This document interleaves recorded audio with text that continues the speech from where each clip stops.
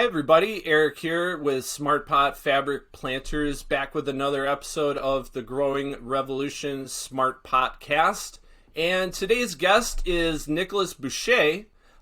He goes by the persona of Professor Pepper on Instagram, and his account, and we'll put this on the screen, is project.compendium.do.piment.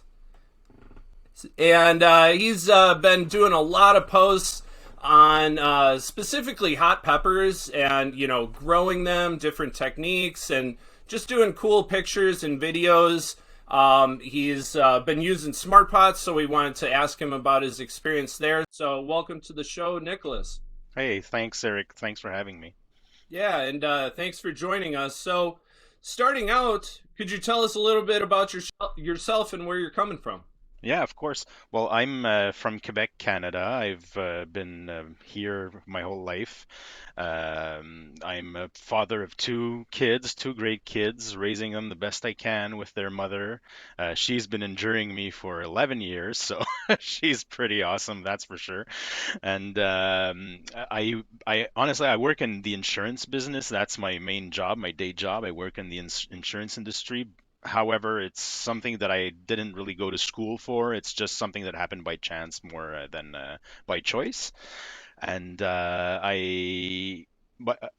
yeah, that's one thing I wanted to mention. I'm currently on leave right now, so I have a lot of time to take care of these peppers and everything because I'm actually trying to overcome or learn to live with newly diagnosed bipolar disorder and some severe anxiety issues. So I try to be very open about these things because I think it's important that people, get to talk about mental health. So that's me in a nutshell. Yeah, nice. Kind of going on, anxiety and bipolar. One of our previous guests, Dale Spoonmore Mhm. from Seed to Spoon, he basically talked about how he used gardening to overcome his anxiety and depression, and just like weight loss, and guy is a great testament. So if you haven't seen him before, check him out. They're Absolutely. also big SmartPot fans. So Cool. what got you into growing hot peppers? Well, what got me into growing them per se was, I have to say, the pandemic because I needed something to occupy my hands during lockdowns and whatnot. But my passion for peppers in general comes from my late maternal grandfather, who was basically a spice addict, and he would eat anything spicy, and we would be choking ourselves on the same thing. So he taught me how to tolerate the spice. Nice, nice. Project Compendium du Piment roughly translates to Pepper Compendium Project. Am I correct on that? Yeah, yeah, that's exactly it. Yeah. Yeah, and for people who are wondering, a compendium is basically like a short accumulation of tips and strategies, I guess. So, what are you looking to accomplish with this? Well, initially, when I created the page and I started more on Facebook than on Instagram, but it eventually converted mostly to Instagram. Uh, it was like to support and gain awareness of my project that was initially to write a book. That was the main focus of what I was doing. I wanted to write a book about peppers, about my experience with them. However, life being what it is, and books not being something that you just write in like a day, I started shifting more towards sharing information and tidbits of my adventures online, and that got like a huge traction and big success. And I'm still keeping the ultimate goal of a book, but it's just that it's like let's say I'm just still gathering the data and the stories that I'm going to be putting into it and taking the time to heal my mind in the process, but also all the sharing and the community, everything has just snowballed into something that's I'm just going with it. Yeah, all things will come in due time. Very Exactly. cool. So how many varieties of peppers have you grown, and how many are you growing at any given time? Well, so far I'd say that I have grown 25 different varieties in the last 3 years, more or less, because I don't have that much space in here, and outdoors is only like 3.5 months here, so that doesn't give us much time. But the in the last 3 years, yeah, about 25 varieties, and the uh, what do I want to say? Usually I grow about like 20 plants at a time, all in different stages. So I'm gonna have like 5 big plants in the big tent. I'm gonna have like 3 or 4 medium plants in the smaller tent, and in the tent where I start my peppers, there can be like 10 to 15 plants in there in solo cups or whatever. And then there's outdoors. I have usually about the same quantity outside as well when it's possible to do so. But I do own about 250 varieties of seeds, so I'm like slowly moving through those to grow them Nice. out eventually. Yeah, yeah. So where are you sourcing your genetics from? Where are you getting that? The seeds that I got, most of them were actually donations or gifts from people online, either through trades or just people interested in my project and wanting to just share what they had. So that's pretty much how I got most of the seeds. I bought like maybe 10 or 20 of those packets, and the rest is all trades and donations. Nice. That's the best way to do it. Whenever we can avoid a sales tax, that's a bonus. Uh, Exactly. so you were growing some peppers indoors, using our SmartPot fabric planters. Did you notice anything about growing in SmartPots versus traditional nursery pots? Yeah, what were your observations there? definitely. I still have 4 plants growing in smart pots right now as we speak, and they're going to be going outdoors to like just reflower again and produce all summer. But I mean, first off, they really look snazzy in their colored pots. Like they look cool. That's one of the main things. But in all seriousness, it's like the roots. It's how the roots behave in the pots. Like instead of following the edge of the pot, circling around until they're all bound up, they just keep growing out of the pot and air pruning themselves off. So basically, since the roots are constantly growing, the plant is also staying healthier, growing bigger. So overall, the plants, I mean, it's a jungle in there, and it's only 3-gallon pots, and there's like just canopy everywhere. I don't know where which plant starts and ends. Yeah, Your plants look super healthy. So I'd like to say that the smart pots have a good amount to do with it, but I think you also have a green thumb as well. So, where are you going to for your pepper cultivation knowledge? well, initially, I learned a lot by like reading online and a few books as well. I have a very nice book that I read from cover to cover that's really awesome, and also just doing research and talking to people that have grown longer than me and just taken in their knowledge, reading their posts. At least half of my plant knowledge honestly though comes from the cannabis industry. Like I don't even grow or consume cannabis, at least not anymore, but I like the adapted knowledge that comes from that very large community online is just great, and the people are great, and it's just so easy to access it because the people are so awesome and willing to share. So Yeah. yeah, that's really where it comes from. And now the info that I get now that I'm more established, is just really with like people in the industry and companies that work in the industry as well. We just exchange our knowledge that way.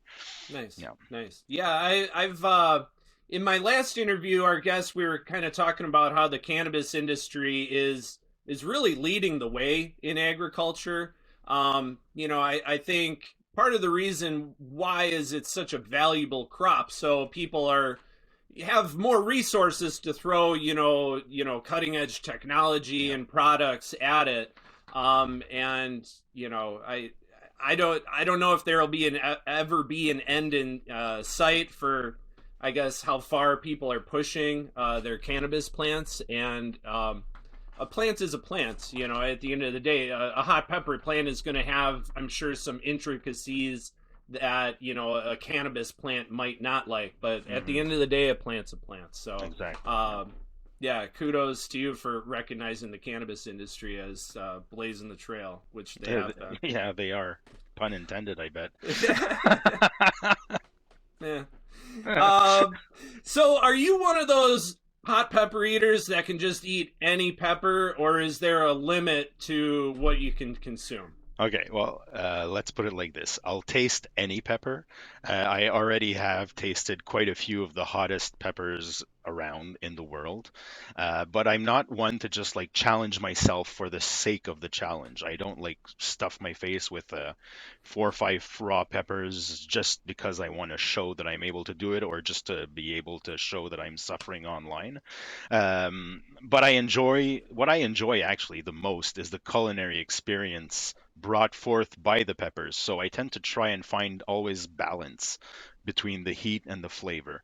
And I can take quite a bit of heat, however, I've been told. But I like it when I can actually still taste the food and I'm not just constantly paying for my mistakes. Yeah, makes sense. Hey, have you ever tried that one chip challenge? Do you know what I'm talking about? Yeah, I know what you're talking about. I haven't tried that challenge, mostly because I'd have to probably order their chip online and it'd probably be more expensive than what a single chip should ever be worth. But I yeah, know. no, I've always thought that challenge was a little ridiculous and yeah, not really. I like spice. I like heat, but I'm not like one of those people that are like trying to burn my tongue off. So the exactly. one chip challenge is not for me. Yeah, and I mean, I've known a few like pepperheads that have said that it's not actually that bad and that it's just tastes awful, but I don't know. I'm sure if you're a pepperhead and you can handle, high, what is it, Scoville? That's the Yeah, the measurement Scoville, yeah. yeah. The So heat level, yeah. yeah, the heat level. So what are you doing with your peppers? It sounds like you're cooking with them. Are you making any like hot sauce out of them? What are Yeah, you doing? I do make hot sauce for myself and to share with family because here in Quebec it's very difficult to just market whatever you cook. You need really specific regulations to follow and all sorts of complications. But Red tape, the gotta love it. red tape, yes. And the but honestly, with peppers, I you can dry them, make dried spices, use them dried just the pepper itself, jam or jelly, which I've done before. It's amazing to have pepper jelly, pepper jam, candy or gummies, of course, desserts like different types of desserts you can make with a bit of spice into them, like chocolatey desserts. Of course, there's the whole meals like the traditional moles and such. You can pickle them, you can candy them like cowboy candy. I don't know if you know about that, cowboy candy. It's No, like jalapeno slices that you basically candy in sugar syrup and other flavoring spices. Just basically eat that out of the the jar, cool. and the oils, vinegars, infused vinegars. Yeah, so I'm probably forgetting like at least half of what's possible, but yeah, there's so many things you can do with peppers, and that's just eating them. I mean, you can make like body rubs for pain. I Yeah, you could make insecticidal sprays for in the garden for outdoor Yeah, usage. yeah, Yeah, it's kind of funny. I just think of hot peppers kind of, oh yeah, you just you eat them, but there's so many uses and probably so many uses that we haven't even discovered yet. Who knows? oh maybe, yeah, maybe. So do you have any like go-to growing tips for besides growing them in a smart pot planter? Do you have any hot pepper growing tips for success? The one tip that applies from start to finish, according to me, is be patient.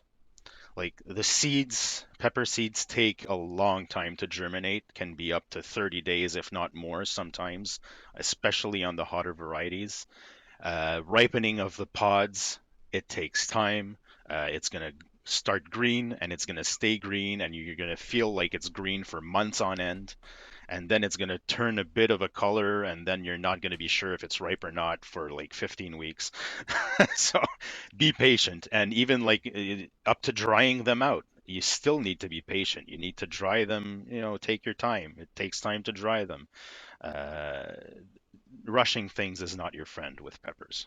Yeah, Definitely yeah, not. and I would say with growing in general, Yeah, that's true. Mother Nature kind of runs on her own time, and I could Exactly. imagine the patience for a pepper grower has to be extraordinary because your end pepper might only be like this big, so Mm, you're just waiting months and months for the payoff that is mm, like an inch squared. exactly. So I know as a grower of other produce, patience is hard, but boy, I could imagine with a small payoff, it's got to be even tougher. Yeah, it's tough, and it's why probably a lot of pepper growers tend to overgrow the quantity, overestimate the quantity of plants they need, and they just like their yard is filled with them, but then they end up with crops that they don't even know what to do with at the end Exactly, at giving the them end of the away. day. But it's because I mean you plant the seed, you're waiting 15 days for it to sprout, and then you're waiting for it to grow a bit, and then when you bring it outside, you still have to wait because the pepper plant is about 180 days for the longest varieties to be like fully mature and ripe, ready to pick. So yeah, 180 days, that's quite a bit. That's half a year almost. So Yeah, and then you're hoping that Mother Nature cooperates. yeah. I my growing experience with peppers is pretty limited, but I've noticed that they definitely do a lot better in warmer temperatures as opposed to cooler temperatures. Yeah, So, yeah, very much. if you get a cold snap, you might be just watching your plants in limbo for a minute. Exactly. Are you doing any breeding or plan to do any breeding? I do plan to do breeding, but I did not do any yet. Basically, I wanted to maybe try do something with those, arrow garden type things, where I could have like both parent plants side by side in it and breed that way. I've seen it's Kangstar, the pepper grower, famous YouTube pepper grower that does it that way, and I thought it was very smart because it's a small space, controlled area. Plants grow quickly, not too big. Again, you can really just focus on breeding those two plants. But yeah, eventually I'm gonna try my hand at it, whether it's that way or any other way. But I will try my hand at it for sure, and it's something that I want to share as well on my page about how to go about doing it. But breeding peppers and then stabilizing what you've created, that's the work of like 7 to 10 years at least.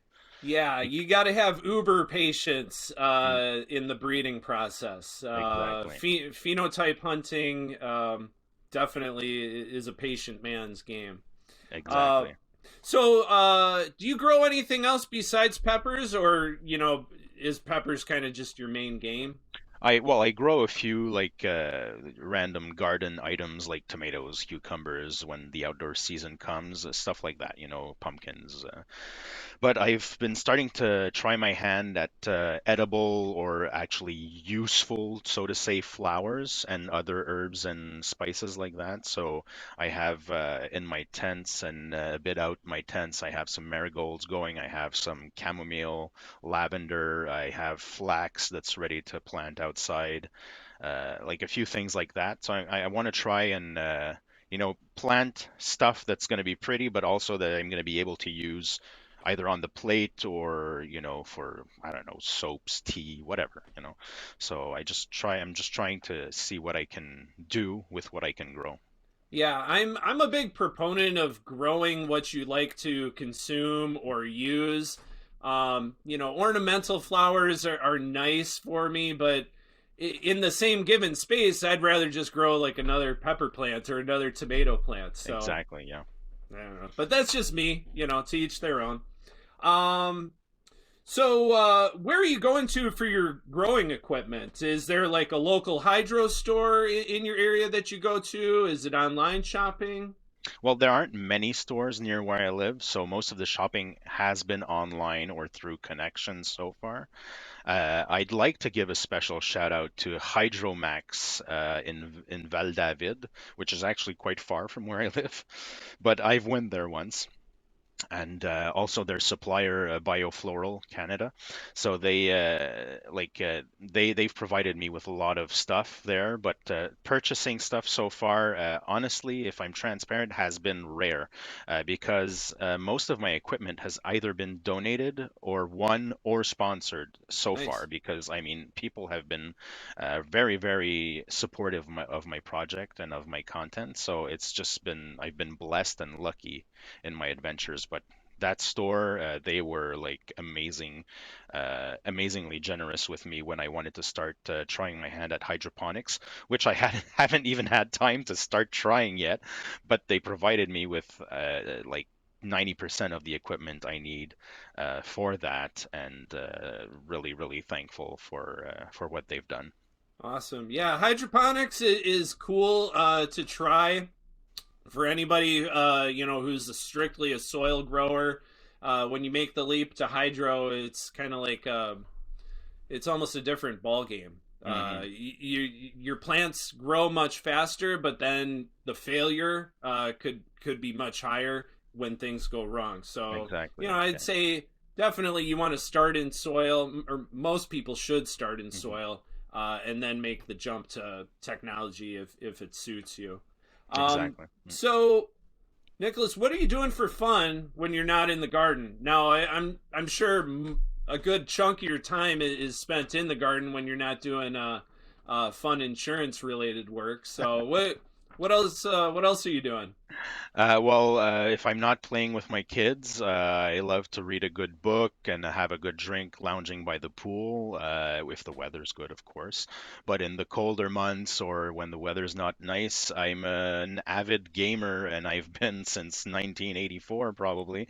I love getting lost in some of the amazing worlds some of these developers can create and build. So it never left me. My dad bought us the first Nest console, the first Nintendo, and ever since I've been like swept away by those those worlds. I know that was me. That was definitely me up until a certain point, and yeah, I love video games, but I think I definitely could get lost too far into those worlds. It's like you start playing, and then you look at your watch, and it's like, oh wow, it's 3 in the morning, and I have to be up at 6. Yeah, that's something that I used to do, not anymore, but I still like to enjoy it within reasonable dosage. Yeah, now that we're adults, Yeah, everything in moderation, right? exactly. Nice, nice. Well, Nicholas, that was all the questions that I had, and it's been really cool getting to know you and learning more about, hot peppers and their cultivation. So people can follow you on Instagram Yeah, and Facebook, and we'll put on screen, the exact handle or whatever, so people can find you direct. absolutely. Are you on YouTube at all, or is it just mainly Instagram and Facebook? Honestly, I have a YouTube channel, but I don't really use it, so it's nothing really interesting there to see. But Instagram is the main area of content, and Facebook is there as well. But I just basically repost stuff from Instagram there for the more local audience. Most Quebecers are following me on Facebook actually, and Instagram is more international. But Nice. there's a link tree link in my bio as well. So if you're putting my handle and people can go check, they're going to see in the link tree if there's anything else they're interested by. So Yeah, that's there. definitely. Yep. People check him out. Nicholas is putting out really cool pictures, entertaining videos. He caught our eyes, so we're going to be looking forward to watching your progress going forward. So, Thank thank you again for making time for us on the Growing Revolution. you. Well, it's my pleasure, and thank you for having me.